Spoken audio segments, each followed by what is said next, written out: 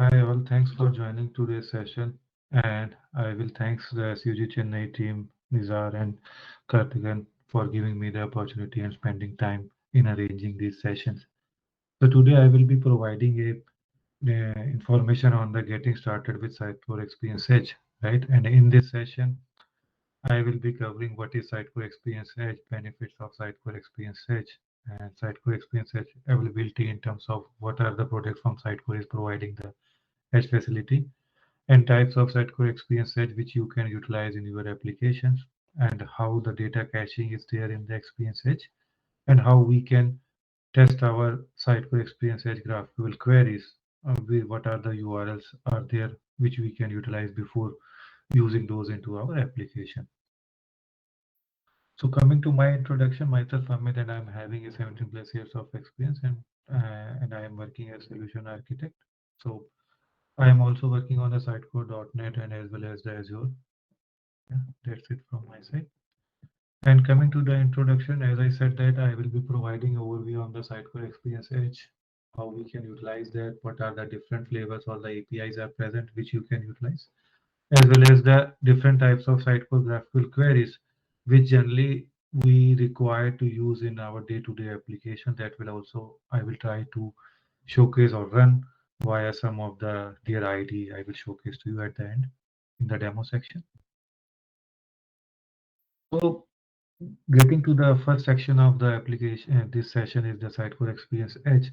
So now you know that earlier what we used to do that whenever we are building our application, it was a monolithic application. It means that everything's are tightly coupled with each other. Nowadays, if you are working with your application, earlier you were working with the ASP.NET MVC, right? And you will try to build a application with your own databases, and you were storing the data into database, and you were utilizing the resource files, right, in earlier days to build any of your ASP.NET based web application. After that, people starting consuming the CMS, and one of the CMS is Sitecore Experience Platform, which we are generally using it to build a content management system based website. So that is also one type of a composable product, because we are using a CMS to store the data which is static, and we are building a ASP.NET MVC application on top of that.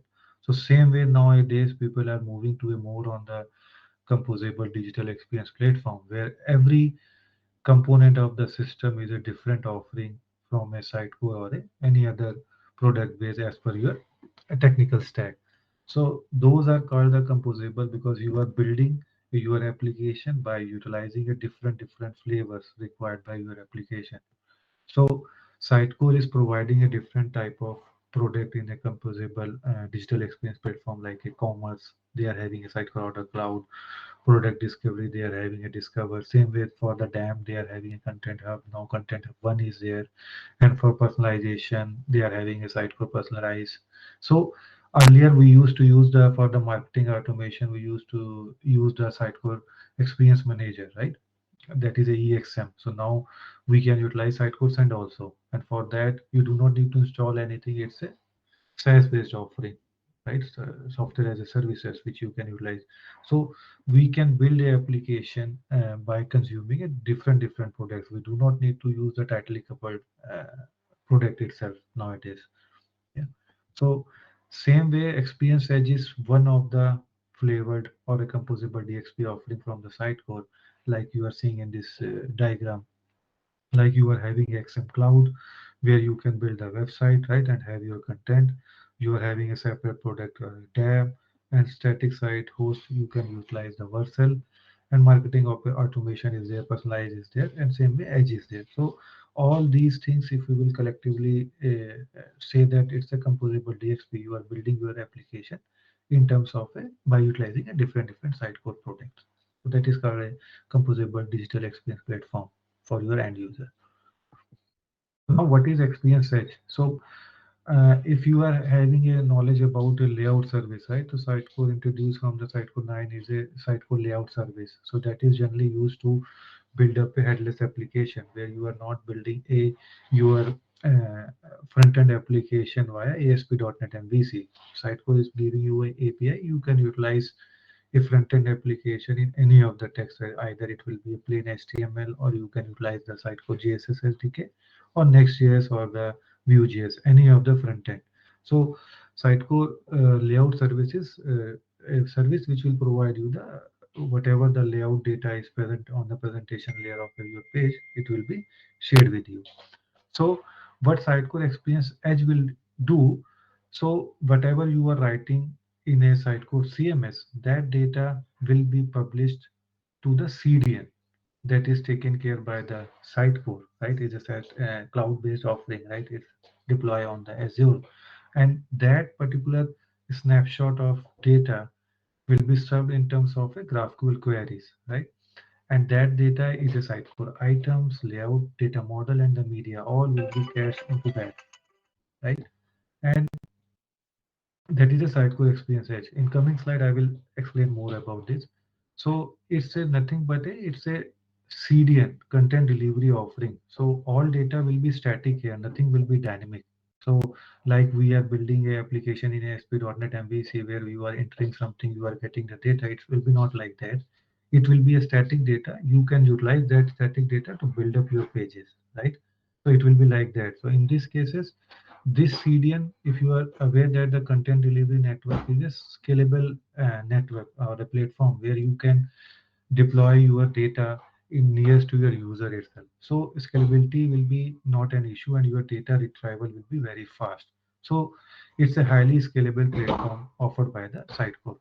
So coming to this, if you are able to see this diagram, so if you will see that currently Sitecore is providing a experience edge for these product, like a Sitecore Content Hub one is providing experience edge, Content Hub is providing XM Cloud and Experience Manager. So what is happening that you will be doing the content authoring on these products by the content author. So when you will publish that via workflow or anything, so it will be not going to publish into the web database. Instead of that, there will be a experience edge, or you can say that a cloud-based SaaS service will be there, where your data will be pushing along with the layout snapshot, media item, or Sitecore content item in a form of a schema data, because GraphQL server is providing you a schema base, like a template base, or you can say that a object oriented tightly coupled data model, it will be given to you. And that will be deployed to a different, if you are seeing here, this is nothing but a small pods, or you can say that a server and a global delivery platform, right? And those are having a GraphQL server installed, and it will be shared with you via GraphQL API in the form of a JSON data, and that you can consume to build any of the application, like you can build a IoT device application, social media, anything, or a mobile app, or a website, or any push notification. So you do not need to build a application in ASP.NET MVC or any tightly coupled tech stack. You can utilize any of the things. So this block, the Sitecore Experience Edge, is a SaaS offering and a CDN in the form of a GraphQL endpoint. So this is called a Sitecore Experience Edge. So you will be not pushing the data into the web database. It will be pushed whenever you will be publishing. All the previously cached data in Experience Edge will be cleaned, and it will publish the new data into a CDN, so that your API will be getting a fresh data out of that. So this part is called a CDN, or a scalable things is called a Experience Edge. So that is currently managed by the Sitecore on the cloud system. Any question till this point?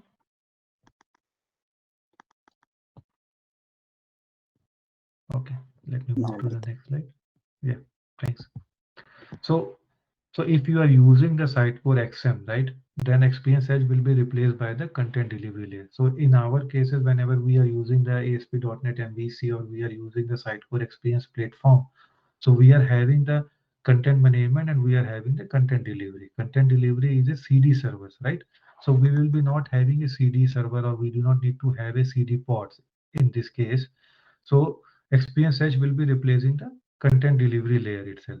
So all data you will be accessing from the Experience Edge instead of a content delivery layer. And this Experience Edge is, as I said, that it's not a layout service, it's a CDN and it's a snapshot of your layout service data, because you will be not getting a dynamic data. It's a static data which will be deployed to your CDN. Like we are having the Azure CDN or Akamai CDN for our images or static files like a CSS. Same way, it will be having a static data, which whenever you will publish, it will be dumped here and it will be available via GraphQL API, because GraphQL is itself a one type of a product, or you can say that a server which will maintain all your data in a static format. So now I will be explaining what are the benefits of Sitecore Experience Edge.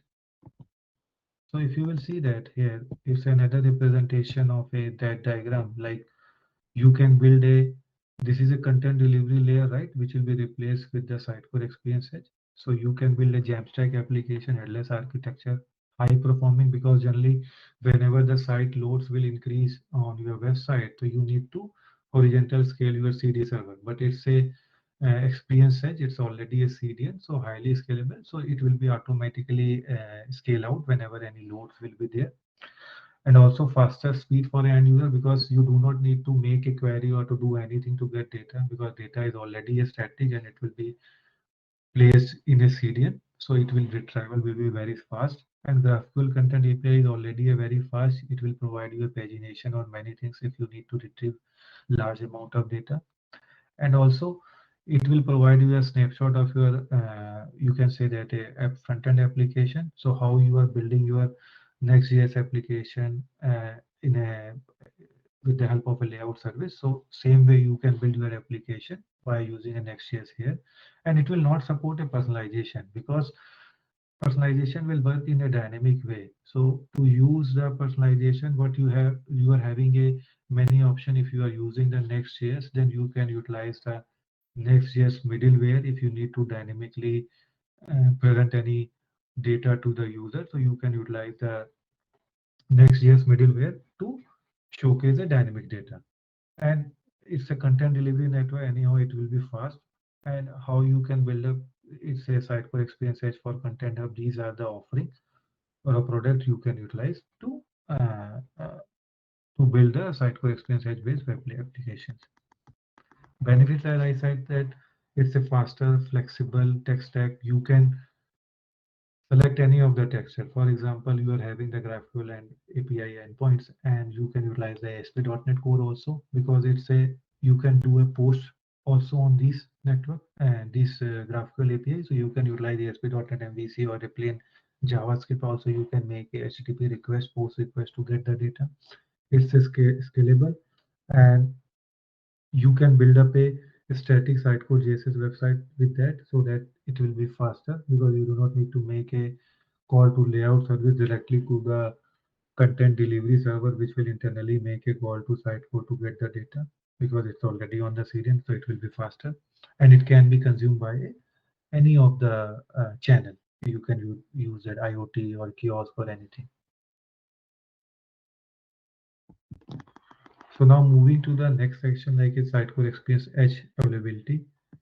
So currently Sitecore is offering a Sitecore Experience Edge functionality with these products, like a Sitecore Experience Manager is providing, Sitecore XM Cloud is providing, Sitecore Content Hub, and Sitecore Content Hub. One product is providing you the Experience Edge facility. So it means that all these products are pushing their data directly to the Experience Edge, and it will be, and they will be exposing a API which you can utilize to consume the data, or you wanted to update the data also. Like in case of the XM Cloud or a Content Hub or Content Hub 1, you can utilize their authoring API also to update that.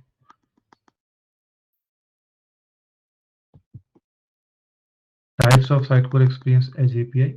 So, so in Sitecore also we are having a two type of things, right? One is the content management role, one is the content delivery role. Content management is that it will be directly accessing your uh, master database to get the data, and content delivery generally will use the Sitecore web database to get the data. Same way here we are having a two type of API. One is preview API, one is the delivery API. So preview API and delivery API both are having a same set of, you can say that the schema. So if you are building any web application in the development, if your application in the development phase, you do not need to use the Sitecore Experience Edge directly. You can use the preview API itself to build your application, because whatever the schema is present here, the production ready Sitecore Experience Edge delivery API will be having the same set of schema, right? So these two APIs are there. So preview API is using your content management system to get the data. When you are having the, you can say that the production or a higher environment like a test QA or a UAT environment, there you will be generally pushing the data to the Sitecore Experience Edge, and from there it will be exposed via delivery API. So here what is happening there, it will work with the both Sitecore CM and Sitecore CD instance. So suppose if you are using the Sitecore XM like a CMS only mode, or if you are using the Sitecore XP also, both are providing you the Sitecore Experience Edge GraphQL API endpoint. There are some settings you need to do that in your XP environment. There also you can consume the Edge API also endpoint, GraphQL endpoint. So the difference is that when you are on the CM in the content management role, then it will be accessing a your master database. When you are on the Sitecore Experience platform with the Sitecore CD, then they will be accessing data from the web database. Now, if you are having the XM plus the Sitecore Experience Edge, then the content delivery layer will be replaced with the Experience Edge, like you are seeing in this box. So it will be replaced by the, sorry,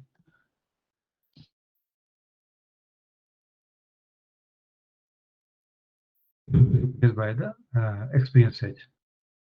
So also as I said that it's a SaaS offering, so it will be fast, right? So this is the preview API which you generally use when you are developing a application in your development phase. But when you are moving or a production ready or a QA, in those cases you generally will utilize the Experience Edge, because those are the published and approved content. Any question till this point? Or am I going fast? Any?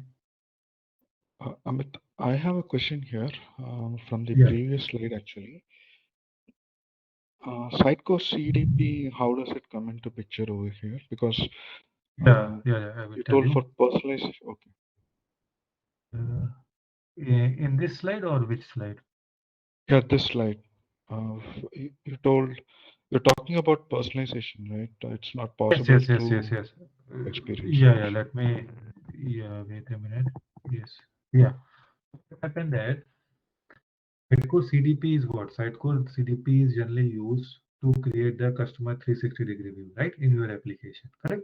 So now Yep. when we are using the Sitecore Experience platform, I'm currently talking about Experience platform, which is having a CM role and 3D role and the X Connect, right? So generally, when any user will be enrolling into your website, right? So you are creating the Sitecore content, right? And that Yep. entry will be going to the Sitecore Experience profile. Now after that, you will be start, because your user become a known user, correct? So you will be start capturing dynamically all the data whenever user will traverse into your website, correct? So Yep. all things will be taken care by the Sitecore X Connect API, right? Which is taken care by a whenever you will hit any URL via layout service, or you will be accessing any page in your website. So those trackings are automatically. Now, if you are coming to the this Sitecore Experience Edge based application, so all data will be dumped into a this one, right? Experience Edge. So Experience Edge, Correct. you are making a call to a GraphQL API, correct? So GraphQL API don't know about what is Sitecore. They knows that this Yep. data is there and I need to send back this data whoever is the requester. So how the Sitecore CDP can be used now? Let's say you are having the subscription form in your application. Now you need to capture that, because you do not have a XConnect API, right? Which will automatically take care of your request. So now that's what you will do whenever you will do the subscription or you will do the registration. So you will create a customer profile in the CDP while making a on click of a submit button. You will make a call to the Sitecore CDP API in your Next.js application or any tech stack, right? .NET or anything. You will make a call, and whatever the data is captured, you will create a customer profile, and you will store somewhere in that, right? Now, whenever user will click on any pages or anything, you will be start pushing that data to your. You need to create one sort of framework in your application, which will be sending user footprint to the CDP to create a customer degree 360-degree profile, right? Now, if you need to send any email or anything, because in Sitecore, if you are having the marketing automation, for example, if I am doing the registration, you can trigger that whenever user will do the registration, take the email ID, right, from the experience profile and send an email, right? Thank you for registration. But here, how you will do that? So in those cases, when you are doing the registration and you are done with the customer 360 profile, then you can utilize the Sitecore send to send an email, right? So that way you will connect all your logic in a front end to do all these sort of thing via connecting with the different SaaS products API. Got it. Yeah. Yeah, thanks.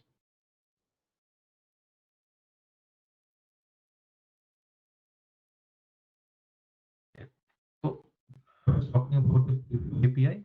Now moves to the delivery API. So delivery API, what will happen that this is your content management system, and your content will be referencing all your media asset like images or anything. When it will be published, it will be pushed to the Sitecore Experience Edge. It is a GraphQL server plus CDN, and then from where you will be using the GraphQL API in your website. So this website is needs to be built in any of the tech stack, and whenever user will hit that, it will be your application will access the GraphQL API endpoint to serve the data.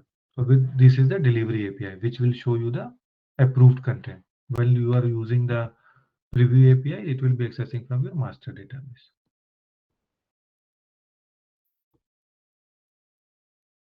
So now I will be explaining about it, data caching. So as I explained that the Sitecore Experience Edge, right? It's a CDN. CDN is generally we will use to cache the data, and the Sitecore Experience Edge is also using the CDN to cache your content item, layout, snapshot, and the media item. So whenever you will publish any content from a source is nothing but your content management system, right? It will invalidate all the cache data at a Sitecore Experience Edge CDN.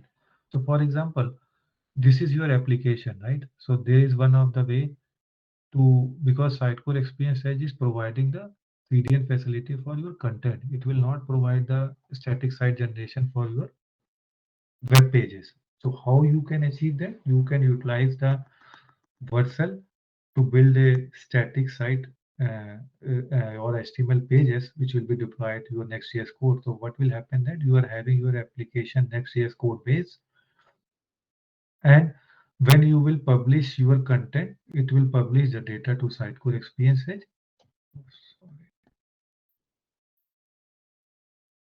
It will publish the data to Sitecore Experience Edge. When you will deploy your code to Vercel, which will be used for a creation of a static site generation. So all the pages will be cached in a Vercel CDN site. With that way, you can build a very fast website, because Sitecore XM Cloud is also providing nowadays a integration with a Vercel to build a static site generation in terms of a Jamstack based tech stack. So all the data here you can cache at the Experience Edge, as well as you can cache your HTML pages at this. With this way, your website, whenever any request is being made, Vercel will serve all your content very faster, because your complete page with the content is cached at this. So now if you are having any dynamic data, then you can utilize the Edge middleware, which is provided by the Next.js middleware to get a dynamic data. Like you want to get a data based on some ID or anything, so you need to write a code at a server-side rendering, or you need to use the middleware to get a dynamic data. So with this way, all the data at the Experience Edge, and if you are using the Vercel to deploy your static website, all the data caching will be happening there. So with that way, Sitecore Experience Edge data caching will work. So now moving to the Sitecore Experience Edge, because as you've seen that all the data is being cached here, and it is being served to you via a GraphQL API, right? So Now I will be showing how you can access the GraphQL APIs. So if you will come here, so as I said that you are having a two types of API. One is the GraphQL uh, preview API, one is the delivery API. And to access this API endpoint, you are having the two type of URLs which you can utilize to validate your query. So this preview API is nothing but using your master database, and for that you need to use your whatever the environment is there. You need to use Sitecore API Graph HUI. So with this you can access the your GraphQL preview ID, and this is the API endpoint which you need to mention. I will show you. And for the edge, there is a different URL. This is a Sitecore global URL, right? Which is usually being used in case of a Sitecore XM Cloud, as well as if you are having the Experience Edge, Sitecore Experience Manager with Edge. This is also that URL, and they are also having their own specific version of the APIs. So now, and if you have earlier worked in the normal Sitecore GraphQL queries and this Edge GraphQL queries, both having a different schema, both are not same, and the way of writing a queries are different. Not much change, but some queries and some enhancement will be there in the Edge itself. So now coming to the this,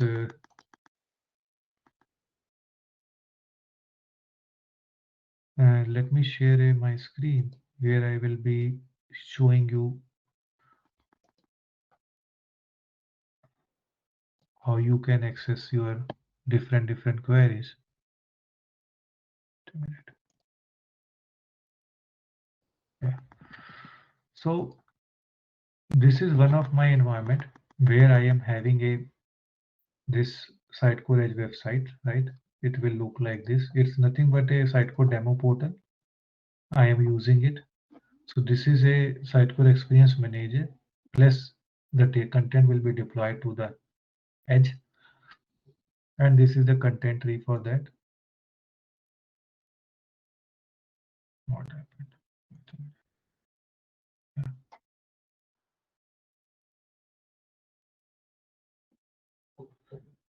This is a content tree for that, and also in a layout service also, if we need to make a call, we need to pass a API key. Same where here, if you are using the preview, you will be having a your API key here, right? The same way how the layout service will work. And I was showing you that you need to use the ID as Sitecore API Graph HUI. So this is the ID of the GraphQL preview API, right? And this is the, you can say that the API URL. If you are accessing a preview, you need to use this API endpoint. And now I will be showing you different GraphQL queries which you can use to build any of the application. So any question till this point before moving to this demo?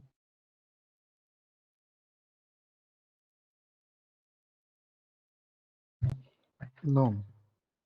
Okay. So how you will use that? So once you will hit this point, this URL will be automatically coming. And then you need to mention the HTTP header. So what will happen that whenever you will run your query, this API key will be whatever I was showing you here, right? This is this API key, and this API key will be added into the header. And whatever the query you wanted to write it, you need to write it. So currently what I am doing that I am trying to get a context item of a home page, and I am just trying to get the ID and the home page. And this language we need to fire in this, and this language parameter is not present in the normal GraphQL uh, queries. So we need to pass that. So once we will run this, so you will get this data. So let's say if we need to get the details about this, so I will go here and I will change this. You will get the details about this. So so what happened that the schema details of a GraphQL Edge. GraphQL queries, Edge GraphQL queries is present here. And same way, these are the docs. So these three types of queries you can use there. This is a item based queries. This is a layout data based query you can utilize. And this is a search based use. You can use that. So now if I will move to the other query. So I have created a gist in the GitHub, which will be having all the queries. So let me show you what are the ways to write a queries. So let's move to here.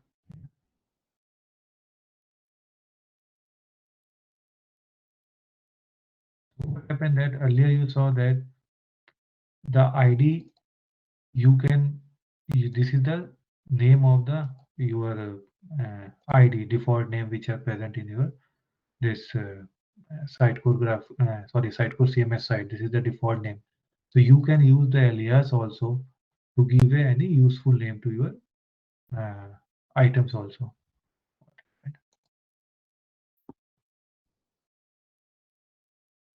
Sorry, wait a minute.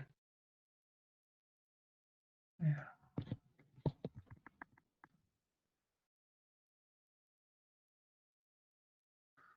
So this is the one of the way to give a alias to do that, because sometimes you need to give the meaningful name to your GraphQL query. So you can do this also.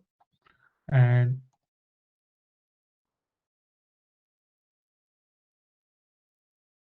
so suppose if you need to get a full list of a fields and everything.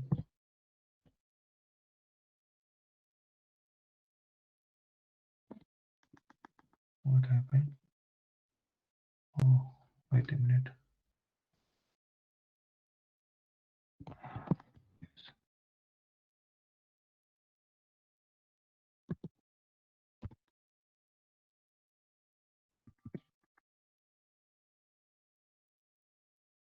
So these are the fields which are present in this. So you can get a all the fields names and its value also. Generally, what is the things which you can use with the help of this? Suppose if you are building any application and you need to know the list of the fields which is being used in this. So with the help of that, you can get all the field details of your application and you can consume that into your front-end application.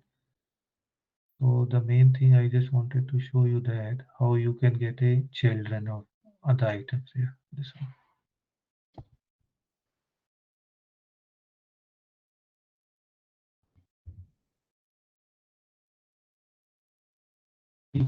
What is the useful things here is that, so generally when you are writing any of the listing page or anything where you need to show the sum of your items, and after that you will be having a more details type of things. So in these cases, these children things comes into the picture. So suppose I was passing as a session, and after that, if I need to access any level of data, I can utilize this to get all sort of data which are present inside this session itself. So it will give all the childrens of that items which is being passed as a context item.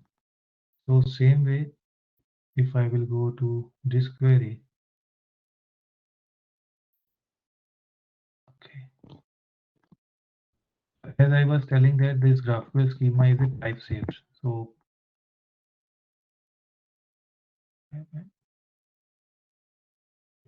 children context item. Okay.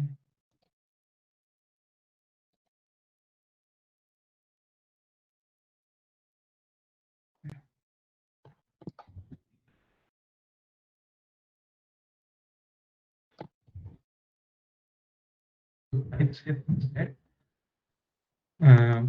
suppose it is similar to the POCO classes you are having in your C sharp. So what happened that you can put a this template name right on your results, and whatever the fields are present in your speaker uh, template, that you can access via a name itself. So this is called a type safe query, or you can say that you can get the data on the basis of a whatever the fields are present in the this Sitecore GraphQL.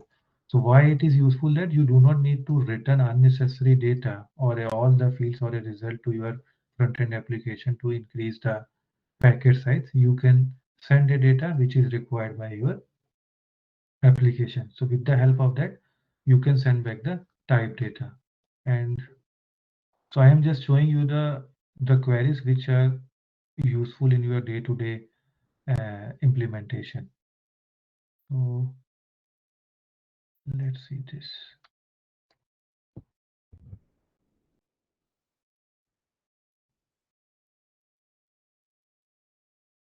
You can stop me anytime if you are having any queries or anything.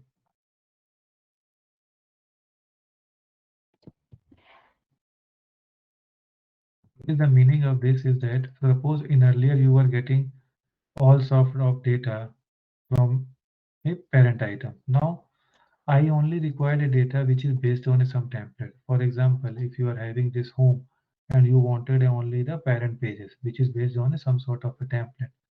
So that facility is also provided by a GraphQL. You can filter the data on the basis of a template itself. Like you wanted all the web pages for building a your navigation component or anything, right? So in those cases, this can be useful also because you need to build up a dynamic navigation item so you can get the data via this also. And in most cases, the very useful example is get how to get a data from a list field.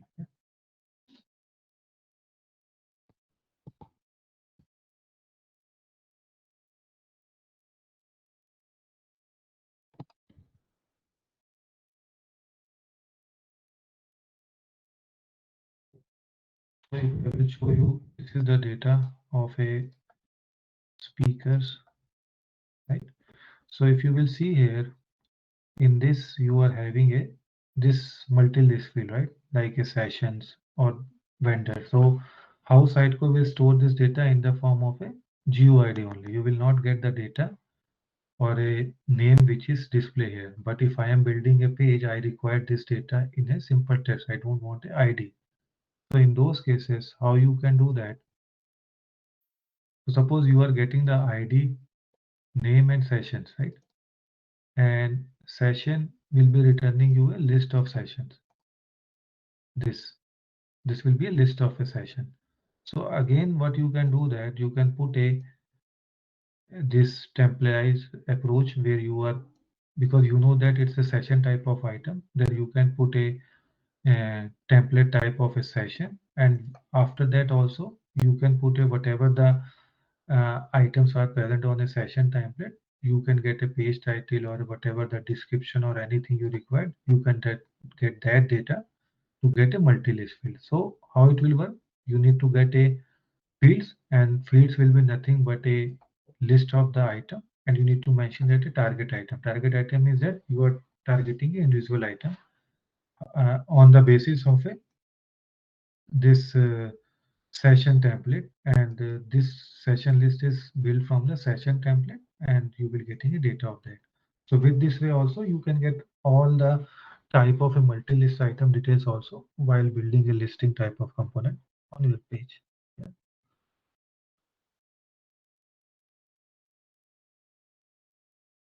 And you can do a multi-level parent or anything. You can do that. You can get a data of your parent also, anything you can do that with the GraphQL. So let me go to straight away into the pagination one, which generally we need to use that. So this is a search query. Let me see.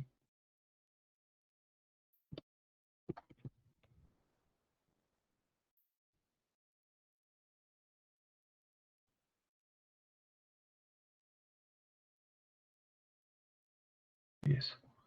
So what it is doing that it is taking the path, right?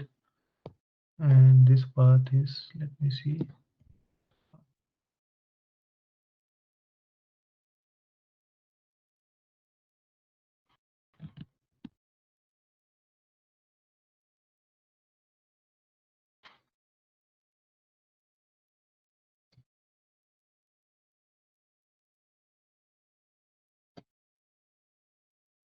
maybe slow. Let me. What here I am doing that. So search is how the search will work. Sorry.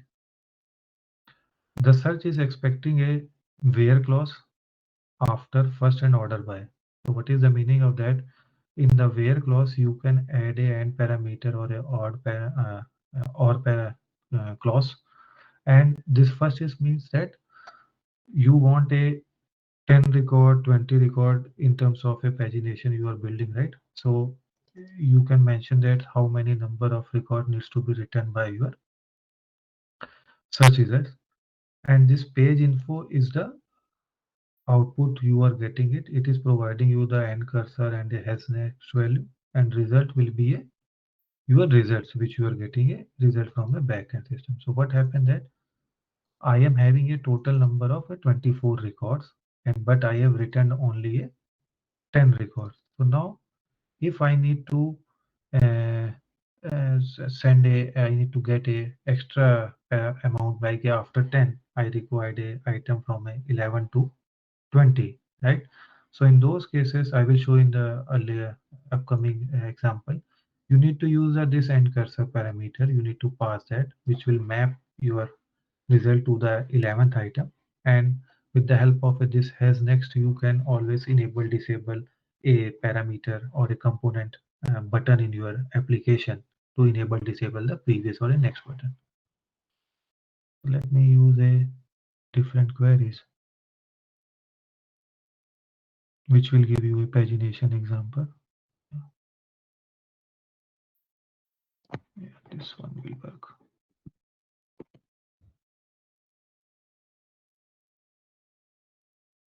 Okay.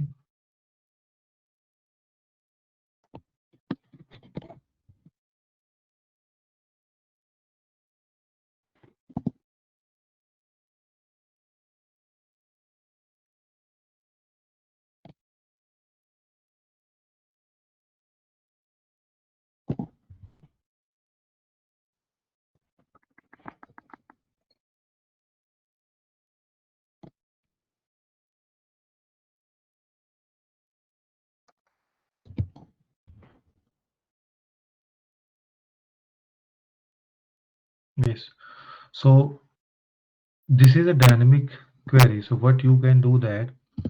So suppose whenever you are doing the searching, you need to define a root path from where your search will start. Like for example, if you need to, you are writing an application, you can give that my search will be happening from a home node, right?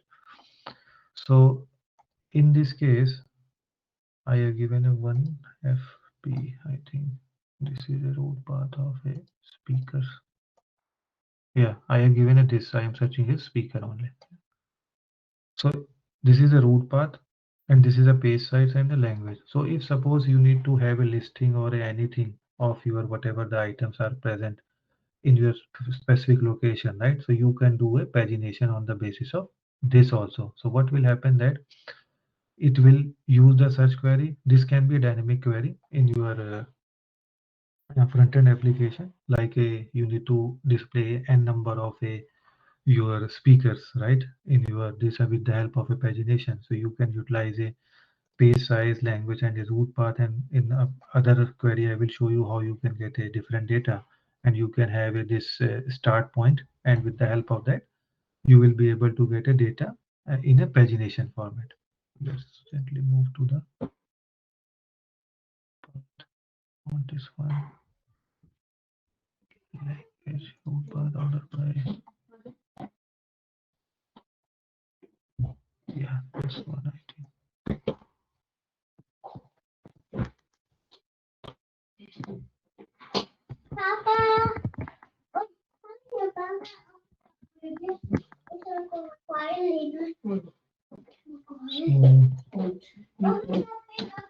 So let's copy this and reach here.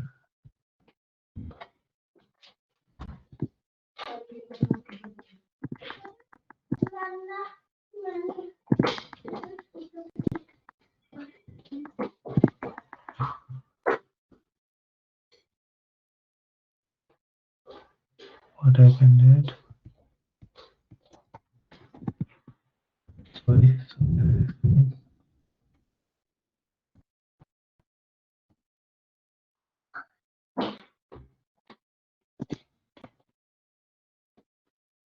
Production cannot be non-input like order by direction. Okay, don't type order by anything.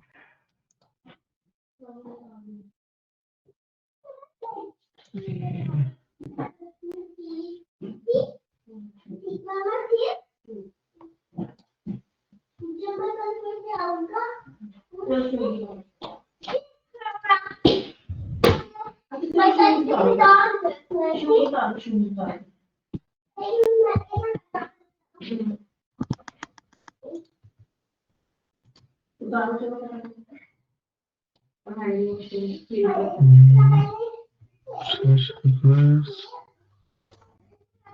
order by. Search order by.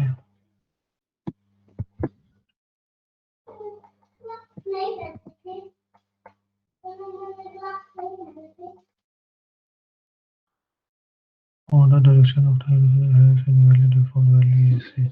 I think this is not working. Let me remove this and see.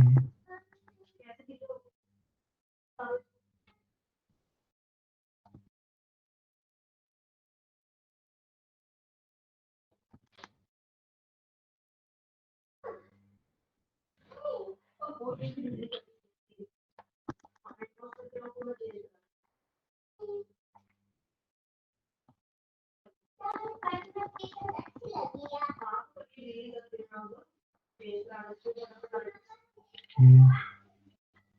So it is not giving a result.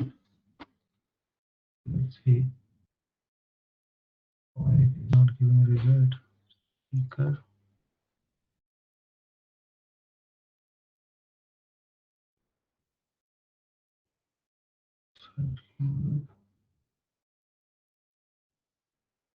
Sorry, earlier I have tested these queries. Now it stopped. So I need to see that why it is not working. Job title is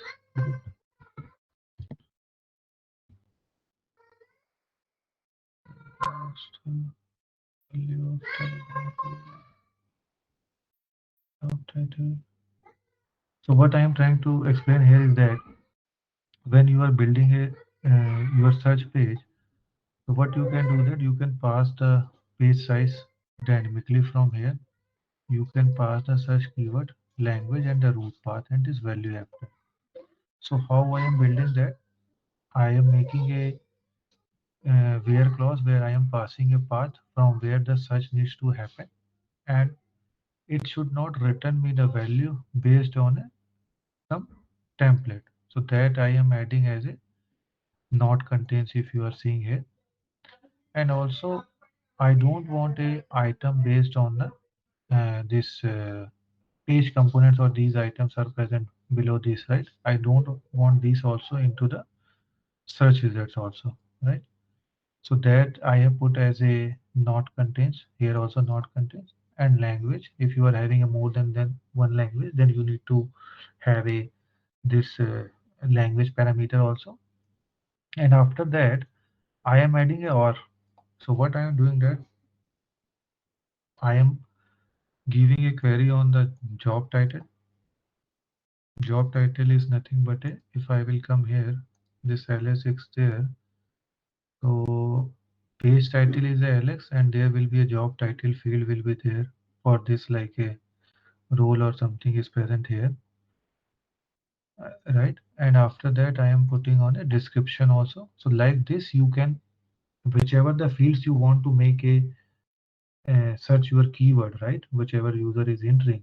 In that cases, you need to open a or and you can add a n number of fields by mentioning a keyword here and the description.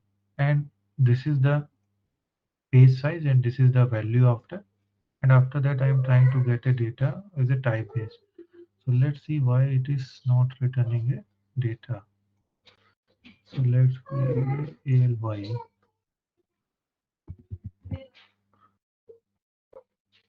For everything, it is not giving a data. Not contain, not contain.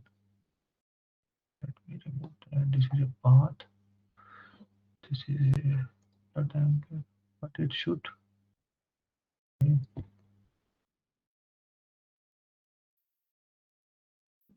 don't know what happened. It should return the date. Okay. Why? Why?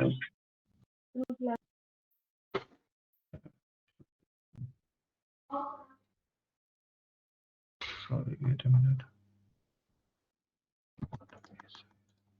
Here,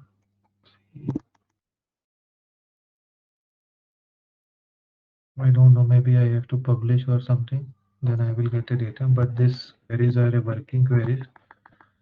But the main thing what I wanted to show you that. So for example, this end cursor is there. So use of this end cursor is that suppose you received 20 records, right? And currently you are displaying the 10 records. So you left with the 10 records. So what you need to do that to get a extra one more set of 10 record is that this end cursor you need to pass in your value after. This value after will be coming here and you will get a next set of a 10 record. So once this is has next become false like this it's showing, right? It means you do not have a other pages left in your application or a content tree. So in those cases, you can disable your pages or a number of pages in your this front-end application. So with that way, you can implement the pagination. So with the help of this has next and the and cursor, you can build up this query. So if you will publish that and see, then these things should work. But I don't know why this is not working. But it should work. Let me do one thing. One more time, what I can do that. I will remove the path also, but it should work. But I don't know why it is not working.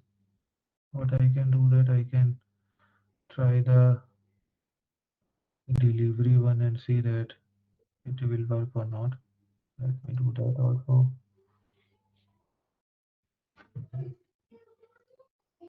But it should work.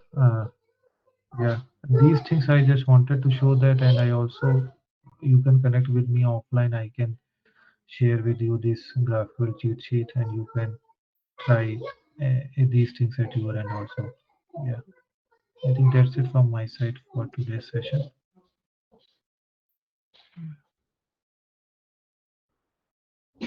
Okay.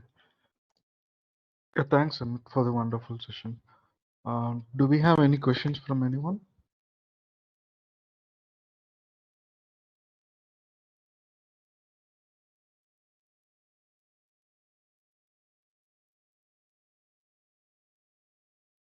Okay. If we don't have any questions, I think we can close the session. Amit, thank you for taking this time and explaining the Yeah, concepts of Sitecore Experience Edge. It was very informative and helpful, especially with the GraphQL ones. And this session gave us good insights on Experience Edge along with the GraphQL part. Yeah, I thank everyone for attending this session. Have a nice day and rest of the evening. yeah, yeah. Thanks a lot. Thanks a lot. Bye.